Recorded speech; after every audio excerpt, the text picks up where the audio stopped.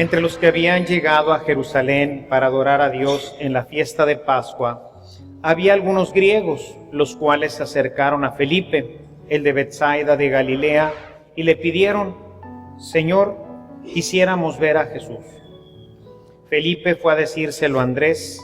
Andrés y Felipe se lo dijeron a Jesús, y él les respondió: Ha llegado la hora de que el Hijo del Hombre sea glorificado. Yo les aseguro que si el grano de trigo sembrado en la tierra no muere, queda infecundo, pero si muere, producirá mucho fruto. El que se ama a sí mismo se pierde. El que se aborrece a sí mismo en este mundo se asegura para la vida eterna. El que quiera servirme, que me siga, para que donde yo esté, también esté mi servidor. El que me sirve será honrado por mi Padre.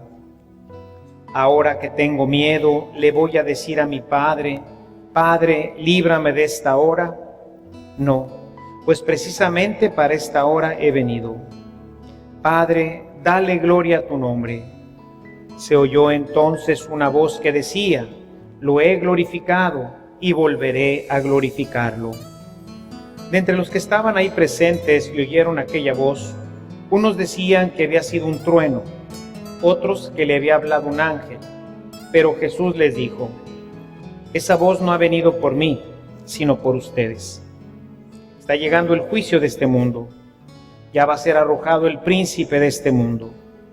Cuando yo sea levantado de la tierra, atraeré a todos hacia mí.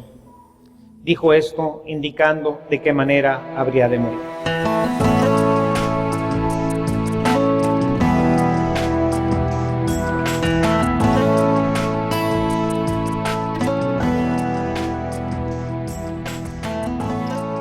Al ir concluyendo ya nuestra cuaresma en esta última semana que tenemos para reflexionar, quisiera tocar hoy, a propósito de la primera lectura, el tema de la alianza, para que, entendiendo con mayor profundidad a qué se refiere este tema, podamos nosotros aprovechar de una manera más perfecta estos últimos días antes de la Pascua del Señor. La alianza es un compromiso que se hace entre dos entes, dos reinos, dos personas. Media entre los dos un código que se llama el Código de la Alianza y que se refiere a una serie de prescripciones, los cuales le da validez y garantía a la alianza. Esto acostumbraba a hacerse, ya he platicado en alguna ocasión sobre este tema, pero hoy quisiera nuevamente retomarlo y darle un poquito más de profundidad. Esta alianza se hacía generalmente entre un reino fuerte o un señor y un débil, un reino que necesitaba protección. Pudiera ser que el reino más pequeño, el reino débil, pidiera al reino más fuerte hacer esta alianza, o pudiera ser que el mayor, el reino más fuerte, buscara hacer la alianza para ir haciéndose de más terrenos y de más privilegios. Al concretarse la alianza, se iban a poner una serie de normas que ordinariamente ponía el mayor. Él decía: bueno, yo te voy a defender si vienen tus enemigos, vas a estar bajo mi custodia, nada te va a preocupar y yo estaré siempre atento a todas las necesidades que vayan surgiendo en este reino. Como contraparte, tú te comprometes a pagarme, este rédito, esta cantidad mensual, me vas a dar una parte de tus cosechas, me vas a dar una parte de tu oro, etcétera. Y esas eran las normas que se ponían y después los dos firmaban el código. En la antigüedad, cuando esto se hacía, se firmaba con sangre, generalmente con la sangre de un sacrificio, que generalmente sería de algún animal. De manera que una vez terminado el pacto, la sangre, que era el signo de la vida, se firmaba con sangre, que a veces podría ser de las mismas personas o podría ser de un sacrificio. Y así quedaba sellado el pacto. Si las personas cumplían el pacto, el reino menor, pues entonces el reino mayor estaba obligado a cumplir su parte. De manera que los dos quedaban obligados ahora a cumplir lo que estaba escrito.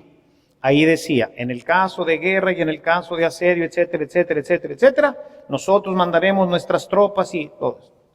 Y luego, ustedes, por el contrario, ustedes harán lo siguiente, nos darán el 50% de sus cosechas, el 20% de su oro, etcétera, etcétera, etcétera. ¿Ok? ¿Estamos de acuerdo? Sí. Firmamos los dos, le ponemos sangre, este es un pacto que queda entre nosotros y hay que cumplir. Si no se cumple, pues entonces se ponían algunas cláusulas que generalmente era, pues si no lo cumples, pues como diríamos los mexicanos, ahí te ves. ¿Ah? Se diría el reino más fuerte, diría, si no cumples, pues te dejo completamente al arbitrio de tus enemigos. ¿Sí? Entonces, ese es el concepto de la alianza y obviamente este es el concepto de la alianza que firma Dios con el pueblo de Israel, en las mismas condiciones. Dios, que es el fuerte, que es el que puede rescatar a Israel, pues obviamente es el que pone las condiciones. Estas condiciones son las que nosotros conocemos como la ley de Dios, que en resumidas cuentas la tenemos bajo 10 mandamientos. Sin embargo, con el paso del tiempo en Israel, estos 10 mandamientos se llegaron a convertir en 625 diferentes normas, todas estas enumeradas en el libro de los números.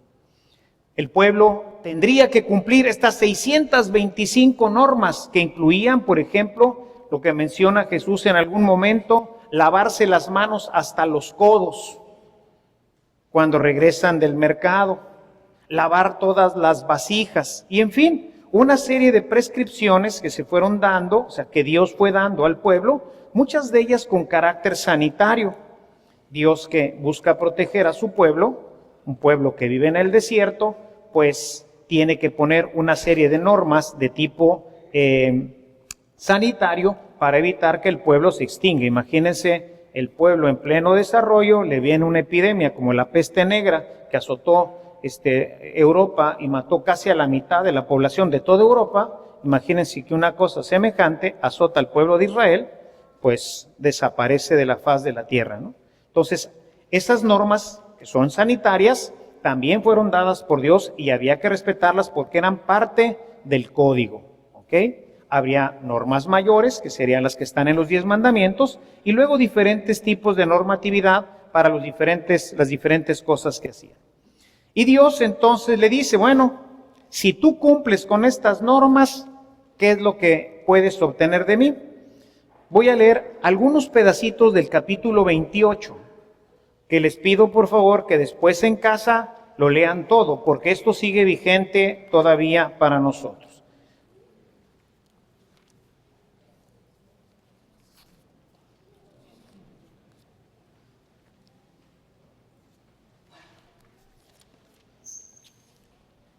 Dice el Señor, si de veras obedeces al Señor tu Dios y pones en práctica todos los mandamientos que yo te ordeno hoy, entonces el Señor te pondrá por encima de todos los pueblos. Además,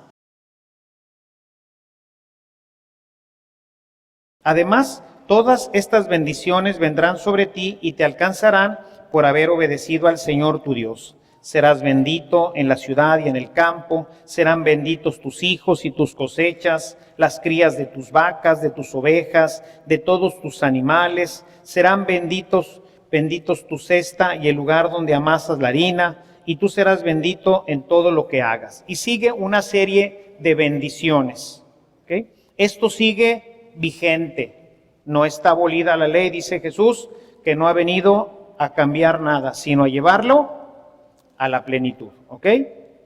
Entonces, si el pueblo de Dios obedece lo que está mandado, si obedece los 10 mandamientos y las demás misceláneas de la ley, pues entonces Dios se compromete a hacer todo esto, ¿ok? Pero si no, entonces, ¿qué va a pasar? Bueno, pues veamos qué es lo que dice Dios en el versículo 15 de este capítulo 28. Pero si no obedeces al Señor tu Dios, ni pones en práctica todos sus mandamientos y leyes que yo te ordeno hoy, vendrán sobre ti y te alcanzarán todas estas maldiciones. Serás maldito en la ciudad y en el campo. Serán malditos tu cesta y el lugar donde amasas la harina. Serán malditos tus hijos y tus cosechas, y las crías de tus vacas, de tus ovejas y de todos los animales. Y maldito serás tú en todo lo que hagas. Y continúa la lista, todo el capítulo 28. ¿Ok? Entonces, hay cosas muy buenas que Dios nos ofrece y consecuencias muy malas si no lo obedecemos. ¿Ok? Este es el código de la alianza. Esto es lo que está pactado, a lo que el pueblo se compromete a vivir, la ley. Sin embargo, ¿qué pasa, hermanos, con la ley? Pues pasa lo mismo que pasa con nuestras leyes humanas. Para que la ley se cumpla, para que una persona cumpla la ley, tienen que darse una de dos cosas. La primera, que sería la ideal, es que esté yo convencido de que esta norma es buena para mí.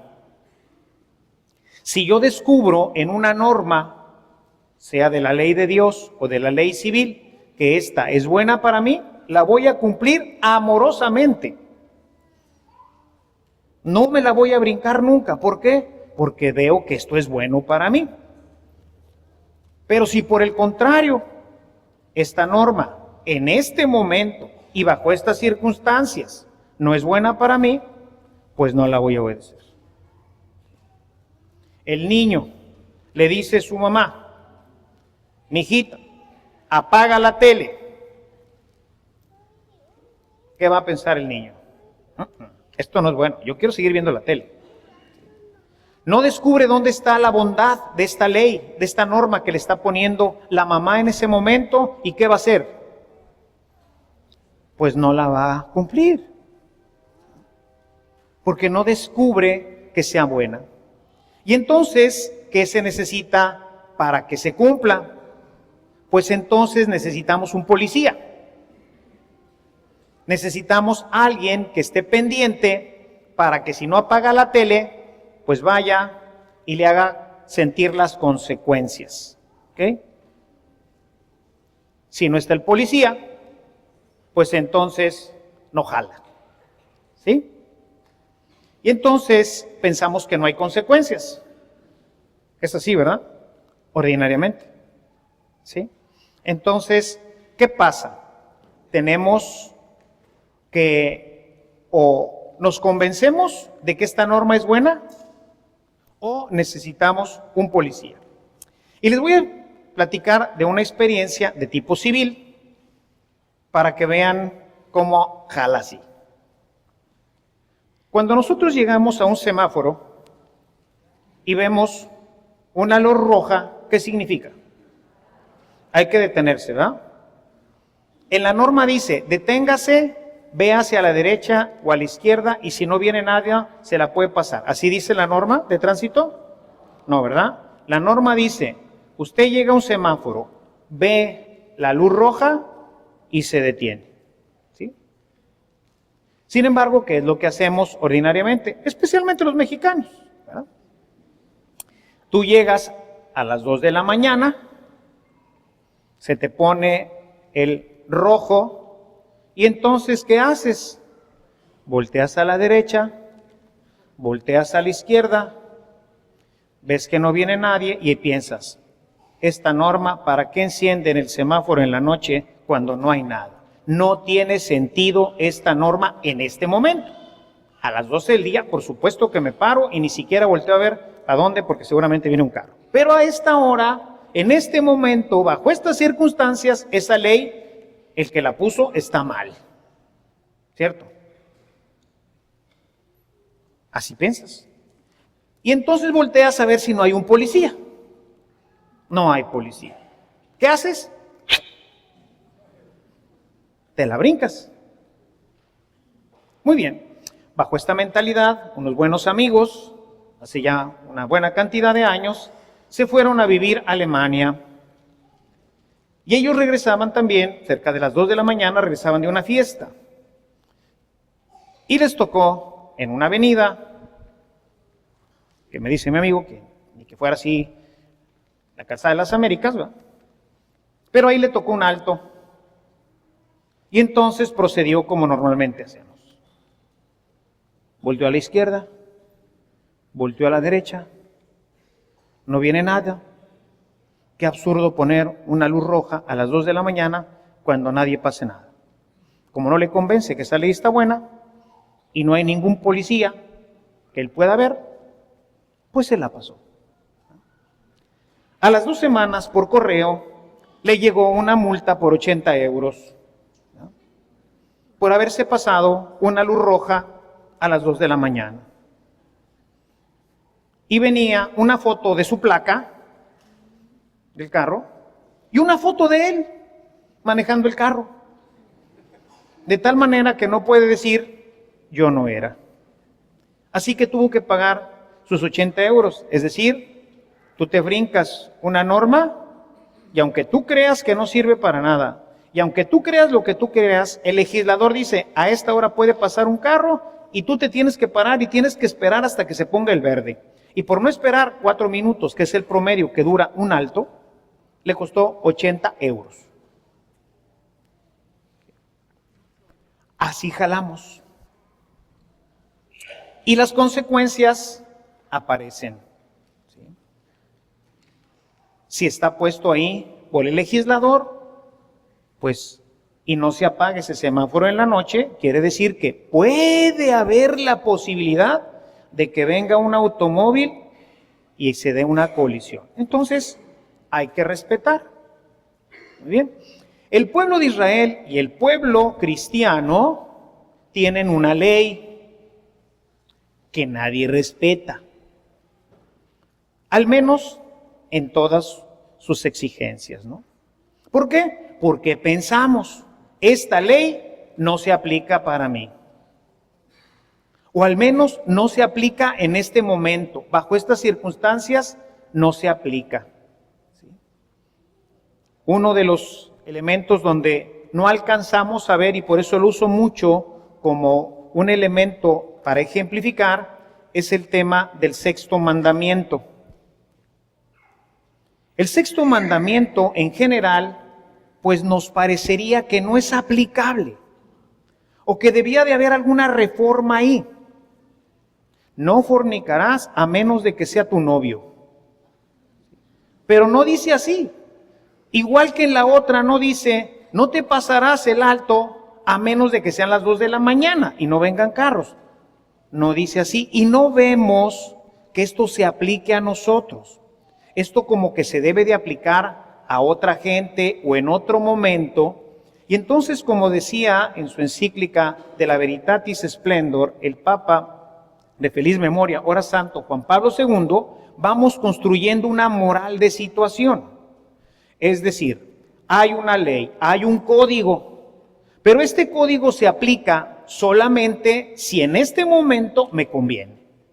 Si en este momento yo descubro que esa ley es buena, pues la voy a aplicar, la voy a vivir, descubro que es buena. Pero si no descubro que es buena, que no se aplica en este momento, entonces me la brinco. Y eso hizo el pueblo de Israel. Se fue brincando todas las normas. No tendrás otros dioses. Bueno, pero no creo que se moleste. Es un diosecito secundario. Él es el mero bueno. ¿Ah? Él tiene su templote ahí en Jerusalén, pero pues me queda muy lejos ir a Jerusalén. Y en cambio aquí mis vecinos cananeos pues tienen esta hermosa efigie de Astarte. Pues ¿qué le puede pasar a Dios? No cambies las balanzas, la ley de la justicia. Pero es que si no le reduzco tantito aquí la gasolina y en vez de darte pues el litro completo te doy 900 mililitros, no le gano. Pues bueno, pues al cabo, ¿qué tanto es quitarle 100 mililitros? Ni se nota. Nomás que multiplíquenlo por los miles y miles y miles de litros que vende una gasolinera. Parece que todo va a quedar ahí. Pero no queda ahí.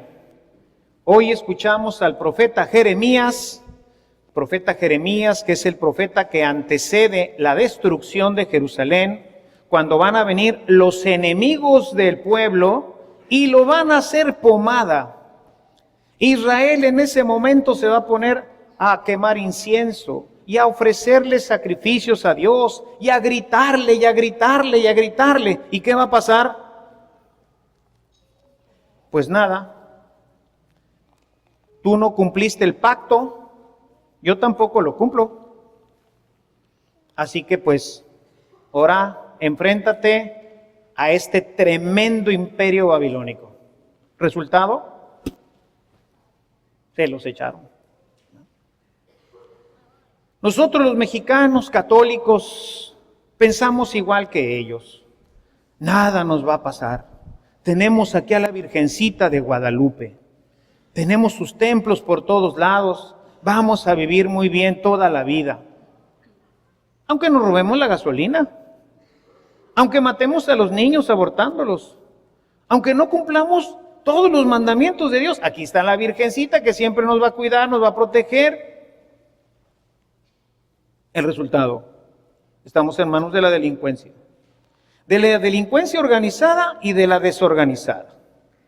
Estamos en manos de los diputados que firman leyes que aprueban que se maten a los niños. Estamos en manos de una bola de forajidos en todos los niveles. Señor, por favor, sálvanos, ayúdanos. Mira, aquí está tu madre, la Virgencita de Guadalupe. ¿Y qué hace Dios? Nada. Compadre, ¿no cumpliste el pacto? ¿Te apartaste de mis mandamientos? Porque no creíste que eran necesarios cumplirlos. Porque te pareció que tú podías hacer tu propia ley y vivir tu sociedad como a ti te diera la gana. Pues ahora, enfréntate, a ver.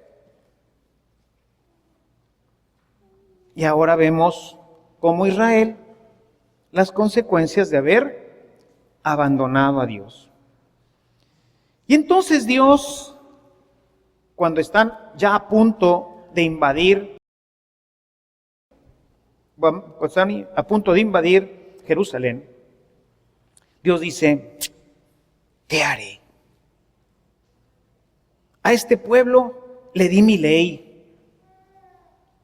Se la escribí en piedras para que no se borrara, para que la tuviera siempre presente. Le dije, lo hemos revisado muchas veces, Deuteronomio, capítulo 6, versos 4 y siguientes. Enséñaselas a tus hijos, cuando estés en tu casa y cuando salgas. Cuando te acuestes y cuando te levantes. Pon papelitos y ponlas ahí en los dinteles de tu casa, de las puertas de tu casa. Ponlas siempre delante de tus ojos. Y entonces los fariseos usaban las filacterias, que eran papelitos que se estaban jalando todo el tiempo para poner la ley delante de sus ojos. Y dice, Señor,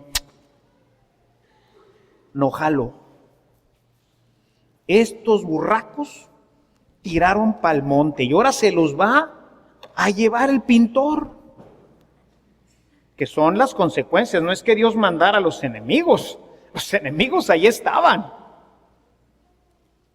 Y el pacto decía, cuando tú me grites, pues yo te voy a ayudar.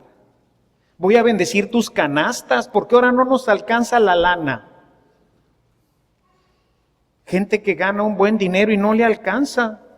Y todo mundo anda siempre en la bancarrota. Dice el Señor, yo bendeciré tus canastas y tu harina se multiplicará y te bendeciré con tus hijos. Y hoy tenemos algunos que no son hijos, sino que son hijos.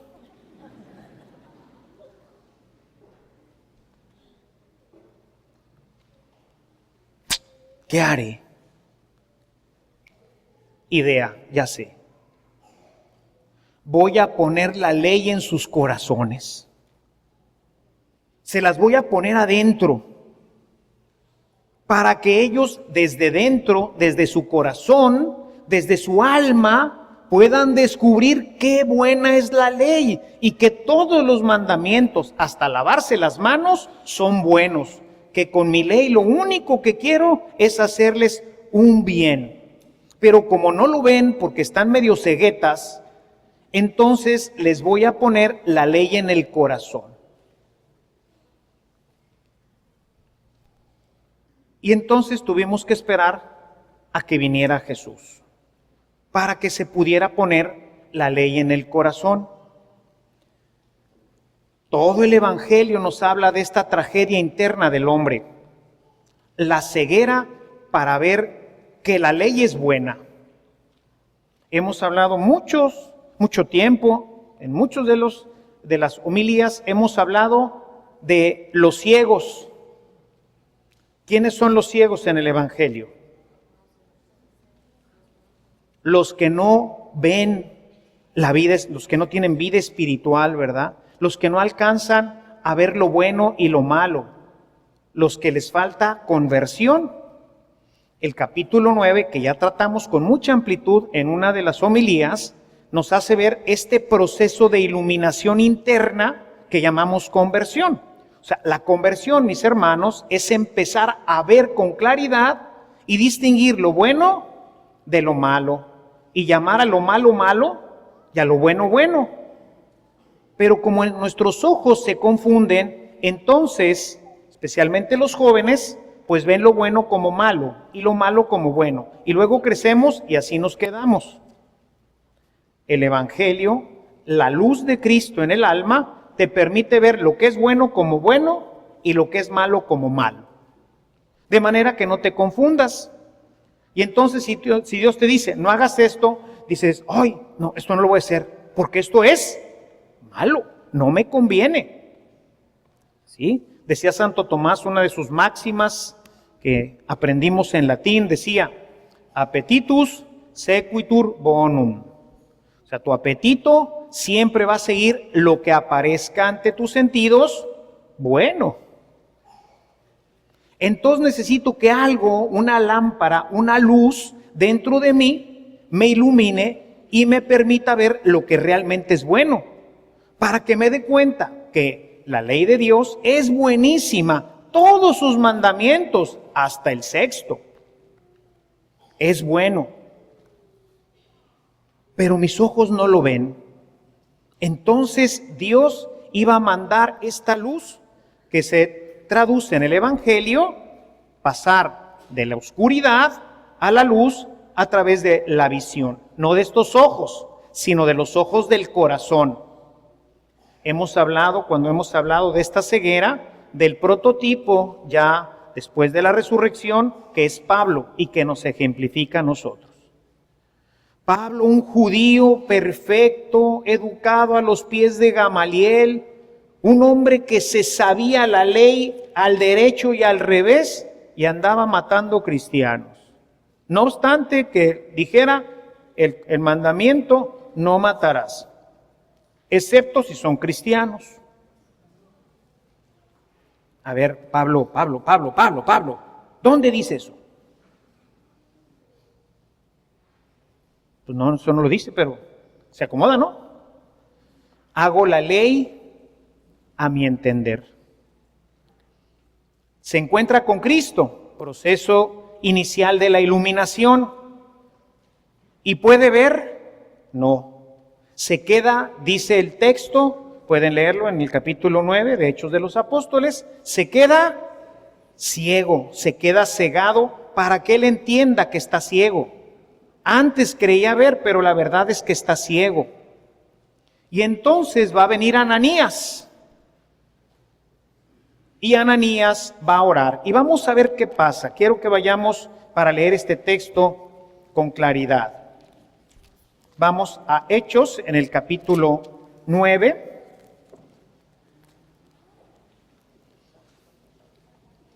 Voy a leer desde el verso 17. Dice, Ananías fue a la casa donde estaba Saulo y al entrar puso sus manos sobre él y le dijo: hermano Saulo, el Señor Jesús, el que se te apareció en el camino por donde venías, me ha mandado para que recobres la vista y quedes lleno ¿de qué? Del Espíritu Santo. Dice, y al momento, o sea, cuando llegó el Espíritu Santo, al momento se le cayeron de los ojos una especie de escamas y recobró la vista. ¿Qué fue lo que causó que ahora Pablo tenga la visión? El Espíritu Santo. ¿Sí? Dice el Señor, voy a poner en sus corazones mi ley. ¿Y cuál es la ley de Dios? Bueno, pues Jesús la resume en 2 mandamientos. Los 625 lo resume en 2. Amarás al Señor tu Dios con toda tu mente, con todas tus fuerzas y con todo tu ser. Y el segundo, amarás a tu prójimo como a ti mismo, que en Jesús todavía le da un plus. Según el capítulo 15 de San Juan, en el verso 12, no solamente es como a ti mismo, porque habemos algunos medio masoquistas. Si yo tratara a mis hermanos como me trato a mí, quién sabe cómo les iría, ¿verdad? Sobre todo en el tiempo de la Cuaresma. Porque si yo me aprieto mucho, pues no le voy a apretar al otro. No sería justo, ¿verdad? Entonces dijo Jesús, bueno, sí, como a ti mismo en el sentido de que pues nadie se odia a sí mismo. Pero dice, vamos a ver que se amen como yo les amé. Ay, Carlitos. Y entonces la canasta nos la puso en el techo. Como yo los amé, imagínense, hermanos, hay que dar la vida por el otro. La caridad ante todo con el otro. Antes la ley ya estaba bien difícil de cumplir, porque eran muchísimos los capítulos que había que vivir. Algunos complicados, pero con Cristo esto se puso peor. Si te pegan en una mejilla, decía antes, ¿verdad? Ojo por ojo, diente por diente. O sea, tú me sacas un ojo, a ver, con permiso, y órale, ¿verdad? Ojo por ojo. Ahora yo qué les digo, amen a sus enemigos. Y si alguien te pega en una mejilla, ponle la otra. Ay, Carlitos, Señor, qué rollo contigo. No podíamos con el ojo por ojo, porque me picaban un ojo y quería cortarle hasta la lengua. Y ahora me dices que no le haga nada, que además le ponga la otra, o sea, que no haga bronca. Se puso complicado, ¿verdad? Por eso dijo el Señor, voy a poner mi alianza en su corazón. ¿Y qué hizo? ¿Qué le hizo a Pablo? Le mandó el Espíritu Santo, ¿verdad? Hemos leído muchas veces el texto de Romanos 5:5. Dios ha mandado su amor a nuestros corazones a través del Espíritu Santo. ¿Cuál es la ley? Decíamos, ¿de qué se trata la ley? Del amor, ¿verdad? ¿Y qué hizo Dios con el Espíritu Santo? Lo puso en el corazón. Me pide que ame, pero ahora me da el amor en el corazón. Dios derrama el Espíritu Santo en mi corazón a través del Espíritu Santo, y ahora la ley está afuera o está dentro. Está dentro. Antes yo tenía que hacer un análisis y ver, esto me conviene, no me conviene. ¿Hay policía, no hay policía? Entonces decido si lo cumplo o no lo cumplo. Ahora, como la ley está dentro, entonces ahora la ley del amor me empuja a hacer el bien, a hacer el amor, continuamente. Amar. me veo continuamente empujado a amar desde dentro. No tengo necesidad de que nadie me convenza de amar, de servir a mi esposo, de servir a mi esposa, de servir a mis padres, de obedecer a mis papás, de obedecer la ley. No necesito un convencimiento externo porque naturalmente me sale. Voy a poner mi ley en sus corazones. Y entonces, ¿por qué tenemos esta sociedad hecha pedazos aquí en nuestro México si somos puros católicos bautizados? Señor, otra vez te falló. Primero estaba afuera y no jalaba. Luego la pusiste adentro y tampoco jala. ¿Te equivocas, Señor? No. Lo que pasa es que el Espíritu Santo es un ser vivo. Y la ley tiene que estar animada por este ser vivo. Y si tú no lo alimentas, aunque tengas la ley adentro, no jala. ¿Qué pasa en nuestro querido México, mis hermanos? Y en el mundo en general, pero aquí vivo en México y por eso predico de aquí. ¿Qué pasa en México? Pues que el mexicano no reza, no ora, no le da tiempo a Dios, no se confiesa, no comulga, no tiene vida espiritual. Aunque tienes la fuerza interna, aunque el Espíritu Santo ya fue derramado en tus corazones, aunque debería de salir de ti el amar a todo el mundo, no te sale. No es que haya fallado Dios, sino que se repite lo mismo que pasaba en Israel. Echamos a Dios de nuestra vida. No queremos esta fuerza interna. No queremos amar. No queremos rezar. No queremos tener vida espiritual. Queremos seguir siendo parte de este mundo que no reza, no se confiesa, no comulga con frecuencia, no lee la Escritura, no se aplica el Evangelio. Seguimos oyendo la misma música de siempre, las mismas películas de siempre, los mismos espectáculos de siempre. Seguimos queriendo ser exactamente los mismos. ¿Qué va a pasar con el espíritu? Hermanos, no se va a desarrollar. Y hoy estamos viviendo las consecuencias de un México que no ora, de un México que no se confiesa, de un México que no comulga. ¿Por qué hoy la Escritura nos pone este capítulo 12 del Evangelio de San Juan? Este capítulo, los versículos que hoy leímos, en este capítulo 12, dice que llegaron unos griegos que querían ver al Señor. Eso no compromete a nadie. ¿Cuánta gente viene a misa a ver al Señor, pero no comulga? No se confiesa, se va de misa y se acabó su relación con Dios. ¿Cuántos de ustedes, a pesar de toda la insistencia de todos estos años con ustedes, cuántos de ustedes dedican un día más a su vida espiritual en familia? Para leer la Escritura, para hacer un buen rato de oración en familia. ¿Cuántos de ustedes tienen una hora de oración? Gente que tiene aquí en la parroquia conmigo 10 o 12 o más años, en los que he insistido a lo largo de todos estos años que es necesario llegar a tener una hora de oración. Y si yo que aquí los estoy duro y duro, no lo hacen, imagínense donde les machacan esto, en donde la misa es de 45, 50 minutos, donde ese es todo lo que van a tener de vida espiritual en la semana. Resultado, hermanos, un México podrido. Nos dejaron en manos de nuestros enemigos.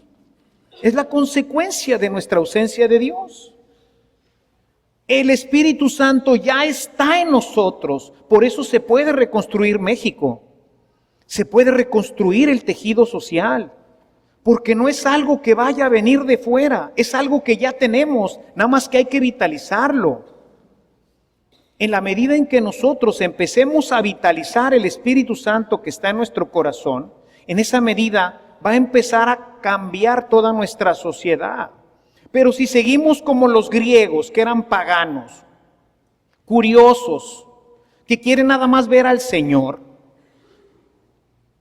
pues no jala. Si se fijan, Jesús, en vez de decir, a ver, vamos a ver, no, les dio una catequesis de que estaba llegando el momento en que hay que tomar decisiones. Pero la gente sigue viniendo a misa a ver al Señor.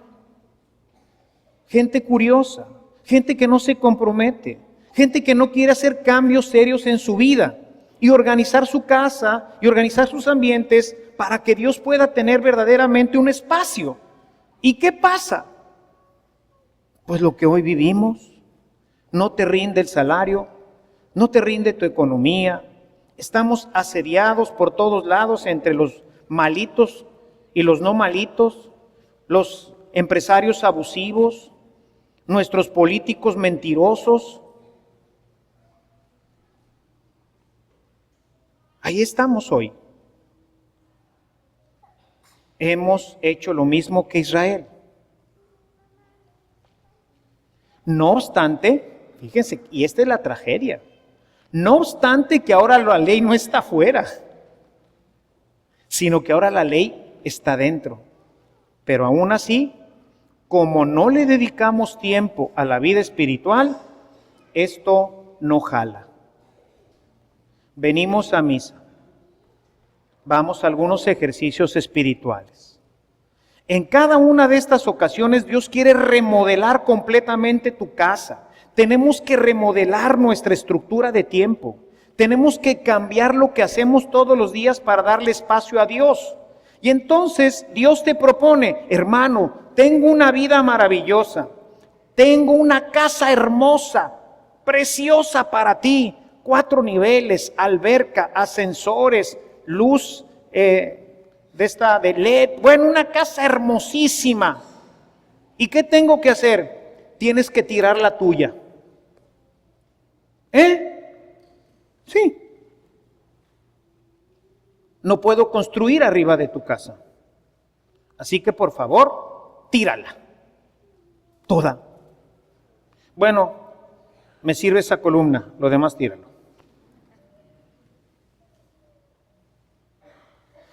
Y tú vienes aquí y Dios te dice que quiere hacer una casa preciosa y tú piensas que es lo que quieres, pintar tu casa y dejarla como está. No jala. Quiero darte una casa nueva. San Pablo habla del hombre nuevo, no del hombre pintado. Te voy a dar una remozadita porque ya tienes muchas goteras. No, compadre. Voy a tirar tu casa completita. Voy a dejar estas 3 columnas porque esas están bien y sí me sirven para el proyecto. Todo lo demás lo voy a tirar. Te voy a dejar nada más que vienes a misa. Eso sí. Y también te voy a dejar que eres caritativo con tu vecino. Esa columna también la voy a dejar. Veo que sí tienes caridad. Pero todo lo demás no sirve. Lo voy a tirar. Así que hay que empezar a reconstruir. Hay que empezar a desconstruir nuestra vida para empezar a reconstruir en Él. No tenemos tiempo para Dios porque ya todo está ocupado. Imagínate que te metieran a la cárcel.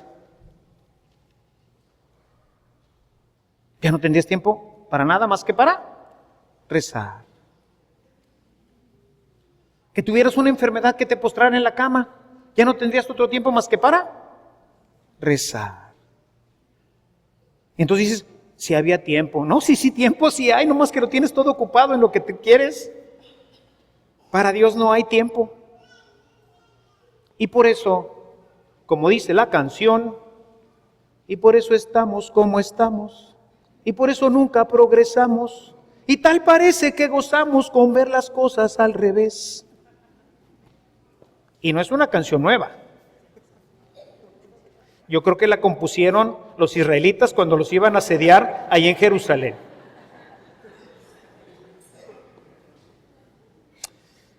Estamos acabando, mis hermanos, el tiempo de la Cuaresma, 2 semanas hasta la Pascua. Los invito a que deconstruyan un poquito su vida, a que le den oportunidad a Dios de entrar profundamente en su corazón y encender el Espíritu Santo, ese fuego que ya está en nuestro corazón y que es el que ilumina. La ley ya está aquí, ahí ya está la ley, pero necesita vitalidad. Aprovechemos estas 2 semanas, tomen decisiones, vean cuántas bardas y cuántas puertas hay que tirar y denle oportunidad a Dios de reconstruir sus vidas. Empiecen reconstruyendo su tiempo y dándole al menos un poquito más de tiempo a Dios en nuestra semana. Si hacemos esto, esta ley que está en nuestro corazón actuará y nuestra sociedad se transformará. Alabado sea Jesucristo.